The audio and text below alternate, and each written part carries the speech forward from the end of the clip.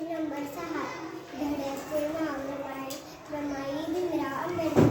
रमाईंचा जन्म रत्नागिरी जिल्ह्यातील दापोली तालुक्यातील वनंद गाव येथे झाला. त्यांच्या वडिलांचे नाव भिकू धुत्रे होते. आईचे नाव रखमाबाई असे होते. त्यांच्या घरची परिस्थिती अत्यंत गरिबीची होती. अशा वातावरणात त्यांचे बालपण गेले.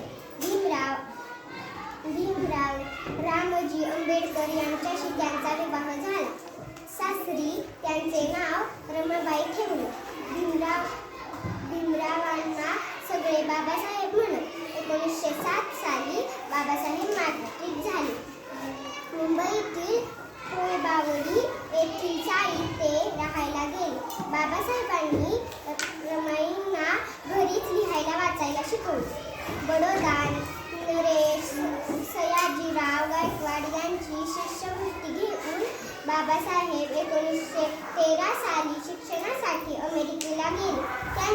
त्यांनी पदवी प्राप्त केली. तेव्हा रमाईंचे सासरे रामजी मालोजी आंबेडकर व दीर आनंदराव यांचे निधन झाले होते. त्यामुळे कुटुंबाची सगळी जबाबदारी रमाईंवर पडली. रमाईंचा